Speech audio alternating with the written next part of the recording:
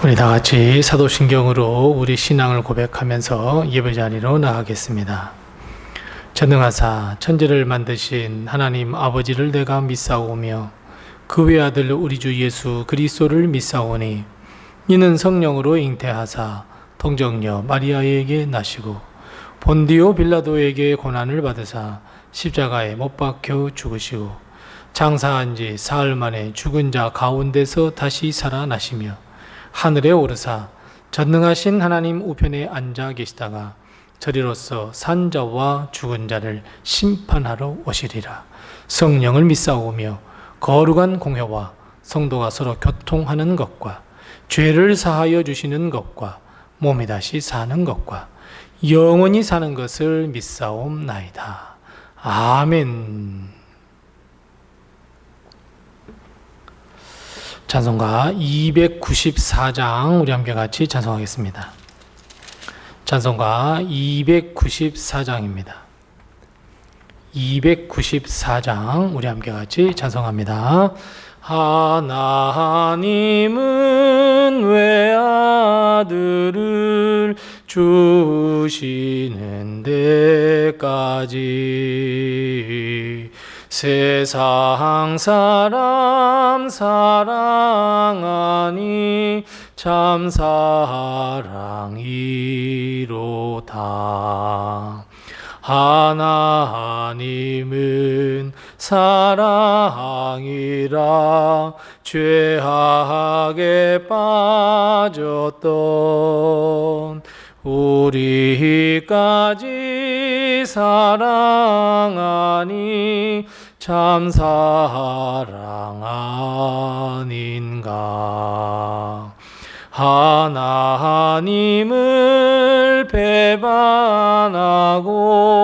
멀리 떠난 우리 원수같이 대적하나 사랑하여 주네. 하나님은 사랑이라 죄악에 빠졌던 우리까지 사랑하니 참 사랑 아닌가. 세상 죄를 사시려 우리 죽을 대신 성자 예수 십자가에 고난 받으셨네. 하나님은 사랑이라 죄악에 빠졌던 우리까지 사랑하니 참 사랑 아닌가. 이 사랑에 감사하여 곧 주께 나오라. 고난 영혼 주께 맡겨 구원을 얻으라. 하나님은 사랑이라 죄악에 빠졌던 우리까지 사랑하니 참 사랑 아닌가. 아멘. 오늘 시간 하나님께서 우리에게 주신 말씀은 계속해서 마가복음 14장 53절 말씀부터 65절 말씀입니다. 신약성경 81면에 있는 마가복음 14장 53절 말씀부터 65절 말씀, 우리 함께 같이 이 말씀을 봉독합니다. 마가복음 14장 53절부터 65절입니다. 우리 함께 같이 이 말씀을 봉독합니다. 그들이 예수를 끌고 대제사장에게로 나가니 대제사장들과 장로들과 서기관들이 다 모이더라. 베드로가 예수를 멀찍이 따라 대제사장의 집 뜰 안까지 들어가서 아랫사람들과 함께 앉아 불을 쬐더라. 대제사장들과 온 공회가 예수를 죽이려고 그를 칠 증거를 찾되 얻지 못하니 이는 예수를 쳐서 거짓 증언하는 자가 많으나 그 증언이 서로 일치하지 못함이라.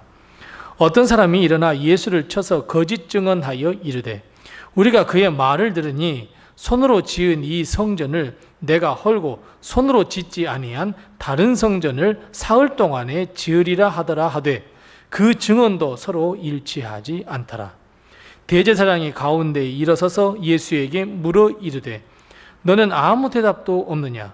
이 사람들이 너를 치는 증거가 어떠하냐 하되 침묵하고 아무 대답도 아니하시거늘 대제사장이 다시 물어 이르되 내가 찬송을 받을 이의 아들 그리스도냐? 예수께서 이르시되 내가 그니라. 인자가 권능자의 우편에 앉은 것과 하늘 구름을 타고 오는 것을 너희가 보리라 하시니 대제사장이 자기 옷을 찢으며 이르되 우리가 어찌 더 증인을 요구하리요? 그 신성모독하는 말을 너희가 들었도다. 너희는 어떻게 생각하느냐 하니 그들이 다 예수를 사형에 해당한 자로 정죄하고 어떤 사람은 그에게 침을 뱉으며 그의 얼굴을 가리고 주먹으로 치며 이르되 선지자 노릇을 하라 하고 하인들은 손바닥으로 치더라. 아멘. 오늘도 하나님의 큰 축복과 은혜가 우리 교회와 성도님들의 가정에 늘 함께 하시기 바랍니다. 홀로 붙잡히신 주님은 이제 법정 앞에 서 있습니다. 결론은 이미 나 있었습니다. 이스라엘의 규례에 따라 주님은 법정에 홀로 서셨습니다. 변호인도 없었습니다. 주님에 대한 증언도 없었고 증인도 없었습니다. 그저 주님에게 손가락질하고 침을 뱉으며 저주하며 거짓 증거만 아주 난무했던 주님 홀로 싸워야 했던 법정, 그 법정에 주님은 홀로 서셨습니다. 그 당시 이스라엘의 규례에 따르면 하나님의 이름을 망령되이 일컫거나 하나님의 이름을 모독하는 자는 반드시 죽임을 당해야 한다는 법이 있었습니다. 즉 주님을 다른 법이나 율법, 규례로 꼬투리를 잡을 만한 일이 없었고 심지어 증언을 한 사람들마저도 일치됨이 없었습니다. 대제사장과 서기관, 바리새인과 장로들은 이것에 대해서 아주 집요하게 따져 물었습니다.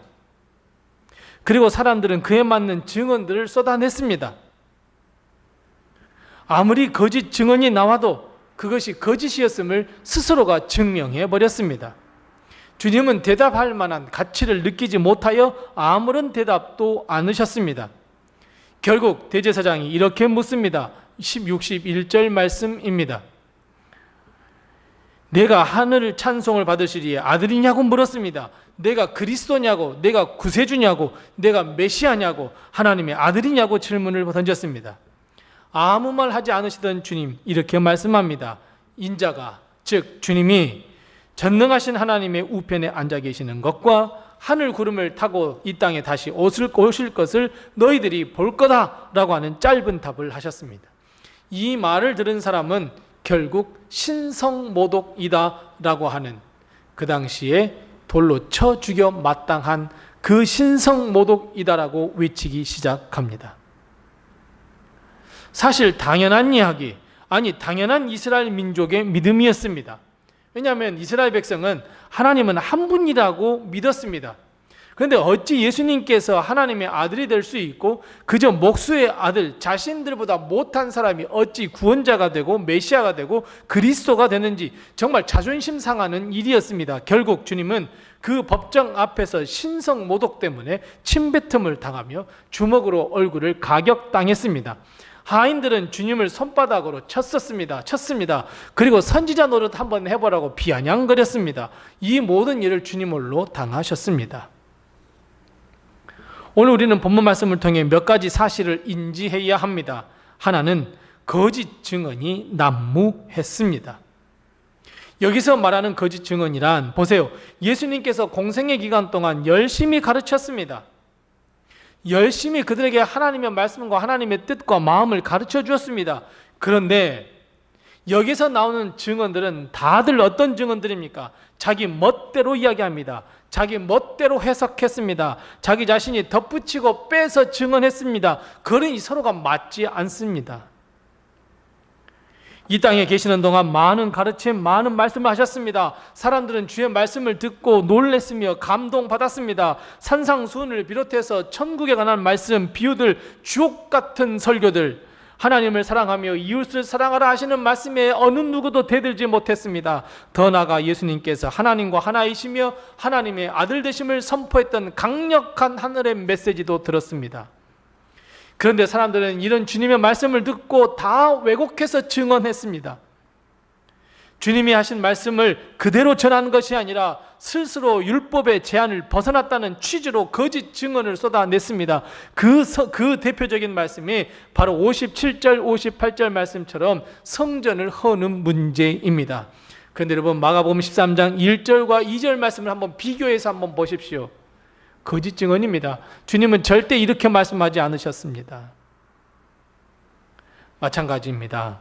우리가 사는 이 세상은 하나님의 말씀이라고 하는 이 미명하에 수많은 말씀, 하나님의 말씀이 증언이 됩니다. 하나님의 말씀을 해석하여 증언하는 일들이 많이 있습니다. 그렇지만 여러분, 정말 그것이 하나님의 진리의 말씀일까요? 진실 같은, 진리 같은 거짓, 우리를 유혹하려 듣는 거짓말, 여러분, 우리는 그것이 거짓 증언인지 잘 살펴야 합니다. 특별히 이단은 우리에게 조용히 다가와 거짓 증언을 합니다. 그것이 진리인 양 이야기합니다. 그것이 거짓을 진리처럼 잘 포장해서 우리를 미혹합니다. 그래서 여러분, 우리는 하나님의 말씀, 그 말씀 충만함으로 우리 자신을 무장시켜야 합니다. 무엇이 거짓 증언이며 무엇이 참된 진리의 말씀인지 우리는 잘 분별해내야 합니다. 또 한 가지 중요한 것은, 아무리 사람들이 거짓 증언과 윽박지르며 핍박을 가하며 유혹한다고 해도 주님은 절대로 거기서 물러서지 않았다는 것, 그것을 여러분, 우리는 반드시 기억해야 합니다. 많은 사람들 앞에 주님은 하나님의 아들 되심과 구주 되심과 그리스도이심을 당당하게 말씀하시고 선포하셨습니다. 아무리 진리를 이야기해도 믿지 못하며 오히려 손가락질하는 그 현장에서도 꿋꿋이, 그리고 홀로 진리의 말씀을 전하셨습니다. 사람들은 진리의 말씀 듣지 않았습니다. 오히려 주님께 물리적인 힘을 가하며 수치를 당하도록 했습니다. 하지만 주님도 거기에 굴복하지 않았습니다. 진리의 말씀을 하셨습니다. 단 한 사람이라도 듣고 거기서 돌아설까 하여 주님은 진리의 말씀을 외쳤습니다. 모두가 사형이라고 외치는 그 두려운 현장 속에서도 주님은 홀로 당당하게 하나님의 아들 되심과 그리스도이심을 선포했습니다. 사랑하는 성도 여러분, 우리 주님 예수님은 우리의 구주이시며 그리스도이시며 하나님의 아들이십니다. 아무리 세상이 그것을 가리고 아무리 우리에게 믿지 말라고 협박하고 미혹한다 할지라도 아무 소용이 없습니다. 심지어 믿는다는 이유로 우리를 핍박한다고 해도 우리는 주님이 어떤 분인지 잘 알고 있으니 우리도 주님처럼 홀로 꿋꿋이 서 주의 말씀을 전하는 주의 제자가 되어야 합니다. 세상은 예수님이 선포되는 것을 싫어합니다. 그래서 세상은 주의 말씀을 왜곡시켜 버립니다. 주의 말씀을 전하는 자를 조롱하며 손가락질합니다. 하지만 그럼에도 불구하고 우리는 주의 말씀, 진리의 말씀, 예수 그리스도가 구주이시며 그리스도이심을 전해야 합니다. 여러분, 전도하는 것 힘드시죠? 선교하는 것 더 힘드시죠? 하지만 해야 합니다. 그래야 나도 살고 세상도 삽니다. 우리가 입을 굳게 닫아버리면 하나님의 말씀은 전해줄 수 없고 세상을 우리가 구원할 수 없습니다. 복음을 증거할 수 없습니다. 땅끝까지 복음을 증거하신 주의 말씀에 순종할 수도 없습니다. 그런데 하나님은 세상에 복음이 전해지지 않는 것을 보고 그 책임을 우리에게 묻겠다 말씀하십니다. 그래서 여러분, 우리는 세상에 무릎을 꿇어서는 안 됩니다. 주님처럼 당당하게 서서 주님이 주님 되심을 전해야 합니다. 여러분, 얼마나 멋진 일입니까? 오늘 본 말씀 55절 말씀처럼 우리 인간의 생각이나 법, 지혜로는 절대로 주님의 잘못이나 오류를 찾아낼 수 없습니다. 결국 56절 말씀처럼 거짓 증언을 동원했습니다. 그것도 실패했습니다. 그리고 65절 말씀처럼 폭력을 동원했습니다. 우리가 살아가는 세상도 마찬가지입니다. 주의 말씀이 예수님이 주님 되심을 전하지 못하도록 하는 것이 세상입니다. 그저 세상이 좋다고, 이 세상에 행복이 있다고 우리를 오히려 거짓 증언으로 유혹하고 회유합니다. 우리는 이 유혹을 주님처럼 이겨내셔야 합니다. 믿음으로 이겨내셔야 합니다. 나사렛 예수 그리스도의 이름으로 이겨내셔야 합니다. 오히려 그들에게 예수님이 그리스도이심을 전해 주어야 합니다. 홀로 모든 것을 감당하신 주님의 모습을 보면서 우리 역시 나에게 허락하신 그 십자가를 지고 주님을 따라 묵묵히 걸어야 합니다. 주님이 약속하신 것처럼 주님이 함께 하심을 믿고 오늘도 세상에서 벌어지는 영적 전투에서 승리하고 주님처럼 꿋꿋이 홀로 서 있더라도 이 세상에 복음을 전하는, 승리하는 우리 모든 성도들이 다 되시기 바랍니다. 기도하겠습니다. 우리 함께 기도할 때 두 가지를 위해서 기도합니다. 첫 번째 기도할 것은 세상의 유혹과 환난, 핍박 가운데서도 예수님이 그리스도이시며 주님이 되심을 전하는 자가 되게 도와주시옵소서. 우리 함께 같이 기도하십시다. 두 번째 기도할 것은 우리가 주의 말씀을 전할 때 주님이 함께 하셔서 주의 능력과 권능으로 이겨내게 도와주시옵소서. 열매 맺게 도와주시옵소서. 우리 함께 같이 기도하시고 또 내게 허락하신 기도의 점을 가지고 기도하겠습니다. 기도하겠습니다.